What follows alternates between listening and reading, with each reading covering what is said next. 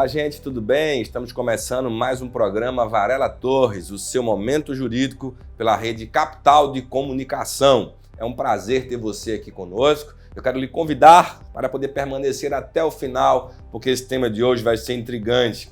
Vamos conversar um pouco a respeito do tema Juiz das Garantias. Está voltando aqui em nosso programa o Dr. Rafael Rodrigues, ele que é advogado especialista em direito penal e também apresentador do programa de televisão Sociedade Alerta. Dr. Rafael, que bom ter você mais uma vez conosco em nosso programa. Olá, doutor Flávio, meu querido telespectador. É com grande honra que volto aqui e espero ser útil a esse grande programa. Doutor Rafael, você já conhece nossa didática aqui, temos algumas perguntas para você, né? E a primeira delas é o seguinte: o que é esse tal de juiz das garantias? Doutor, importante pergunta. Para isso a gente tem que fazer uma digressão rápida, também não querendo ser professoral a respeito disso. Mas só que no ano 2019 tivemos a aprovação da Lei 13.964/2019, o pacote anticrime, vulgarmente conhecido, aonde ele mudou mais de 17 legislações e uma delas o Código Penal, implementando esse juiz das garantias. O projeto inicial não tinha esse poder. Todavia, o ex-ministro Moro, ele fez o projeto, não chamou a comunidade jurídica para dialogar a respeito disso e mandou para o Congresso. E o Congresso aprovou esse juiz das garantias, que já digo de antemão, é benéfico à sociedade. E por que esse nome? Juiz das garantias. Na verdade é um nome muito ruim, porque a gente conhece muito bem essa sensação de impunidade que a sociedade coloca. Todavia, esse juiz das garantias nada mais é que um juiz que atua na fase preliminar, na fase não processual. Porque quando a gente tem a persecução penal, é um binômio de investigação preliminar, uma delas o inquérito policial, e em conjunto, a posteriori, de um processo, de uma ação penal. O que esse juiz das garantias vai funcionar? Antes era um juiz só que atuava nessas duas fases. Esse juiz da fase investigatória decreta prisão preventiva, prisão temporária, escuta telefônica da 92, 96, 96, enfim. E aí esse mesmo juiz que atuou aqui, ele vai atuar também na fase processual. E a gente sempre costuma postular que o juiz tem que ser o mais imparcial possível. Então seria o que isso aí? Mais uma instância? Não, doutor, não seria... os contrários a isso colocam que seria mais uma instância. Não São Paulo já tem isso mais de 36 anos, onde 13 magistrados, na fase investigatória, já atuam fazendo esse tipo de situação. Porque como que funciona? Como eu disse na pergunta anterior, o juiz tem que ser o mais isento possível. Eu sempre costumo falar para os meus alunos, eu tenho o juiz, que é o todo-poderoso que faz as vezes do Salvador, que fica em cima do seu Olimpo, e aqui na arena da batalha eu tenho o promotor de justiça e o advogado, aonde um tenta provar que ele deve ser condenado e o outro postulando o direito que não deve, que é diferente. Então, quanto mais eu tiver um juiz imparcial, ou seja, um juiz que atua somente na fase investigatória e quando vira um processo, esse outro juiz que vai receber, ele vai ter uma outra visão, ele não vai ter uma convicção feita já em cima daquele acusado. Vamos na prática. Queixa-crime, inquérito policial, como é que seria essa ordem aí para poder termos essa referente desse juiz de garantia na prática para o nosso telespectador? A partir do momento que há a denominada, sendo professoral um pouquinho, notitia criminis junto a um delegado, ele é instaurado um inquérito policial. E a partir do momento da investigação, seja pelo Ministério Público, porque a partir do momento também o Ministério Público pode investigar através de um PIC, mas via de regra vão colocar como sendo um delegado, ele, ao investigar, ele entende ser necessário uma prisão, uma escuta, ele vai pedir para esse juiz das garantias. Esse juiz vai convalidar uma prisão ou não, vai convalidar uma escuta telefônica ou não. Quando encerrar o inquérito, isso vai ser remetido ao juiz e o juiz vai receber a denúncia ou não. Recebendo, ele vai enviar isso para um outro juiz, porque vai começar uma outra fase, uma fase da ação penal. E esse juiz não receberia nenhum inquérito. Ou seja, porque, rapidamente, doutor, no inquérito policial não faz prova, lá eu tenho elementos informativos. A chamada prova de um ato ela tem que passar sob o crivo do contraditório, e isso só ocorre na ação penal. O advogado não tem poder, junto ao inquérito policial, de fazer requerimentos junto ao delegado, já junto a um juiz, sim. Inclusive não cabe nem intervenção, né, interpelação do advogado no momento lá do inquérito, né? Quando vai aquele acompanhamento, né, do acusado, ele não pode nem... Houve uma mudança do estatuto, né, da 8.906, que incluiu que a gente é essencial naquele acompanhamento, mas a gente deve acompanhar e, ao final, pedir determinados requerimentos ou diligências para a autoridade policial presidente, que é o delegado. Mas ele pode acatar como ele não pode acatar. Na fase da ação penal, o juiz deve ponderar e lá sim é formado prova que, por conseguinte, pode condenar ou absolver. Princípios constitucionais do contraditório, ampla defesa e tudo mais. Vamos voltar aqui para o nosso tema, né? Juiz das garantias. Será que isso ainda vai trazer uma impunidade, tendo em vista a demora? Doutor, na prática? A gente já tem um ato de prática muito bom, que são esses 36 anos de São Paulo que já atua isso. No meu entender, não. Porque é somente... Aí dizem às vezes, mas e em comarca só tem um juiz?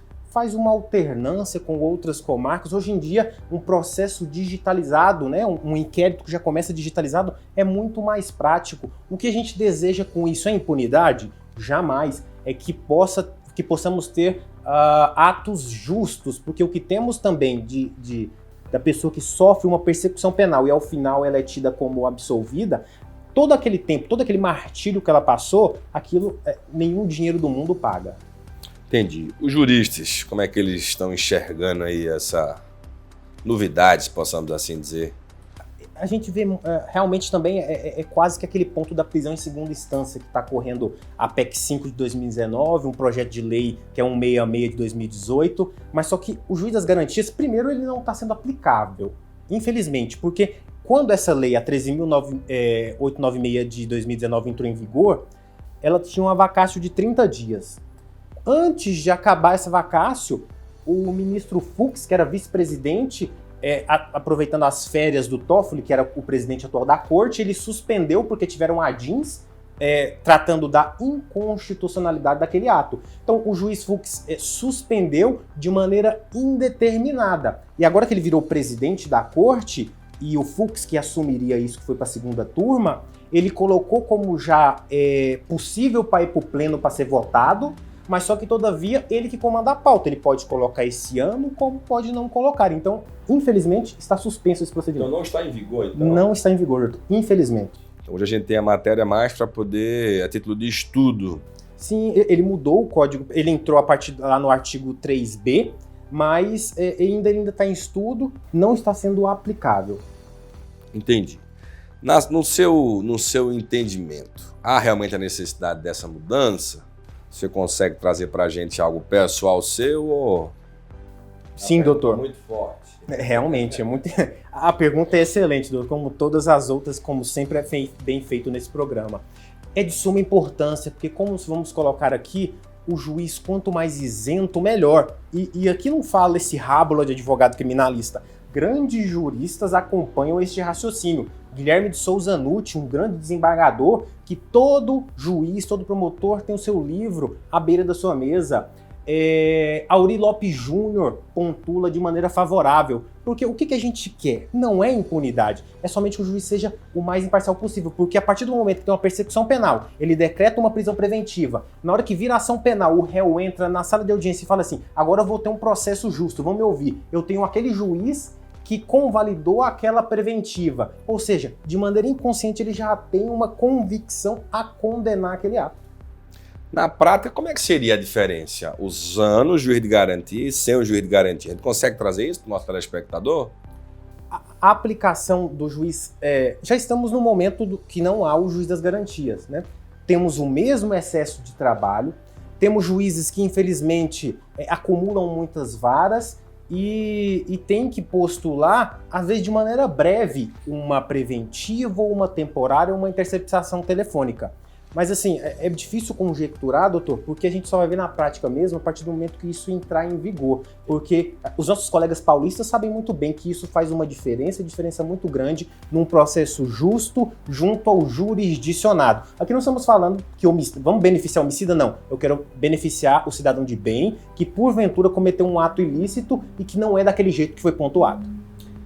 Tem aqui uma pergunta também que diz o seguinte: qual seria o benefício desta mudança no processo? Eu sei que a gente não está com isso na prática, né? Mas é bom a gente registrar, esse programa vai girar por aí, inclusive vai servir para gerações. Qual seria o benefício dessa mudança aí no processo?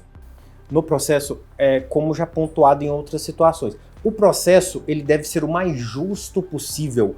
Antes, se porventura vamos ter que libertar alguém que já é acusado, do que condenar o inocente.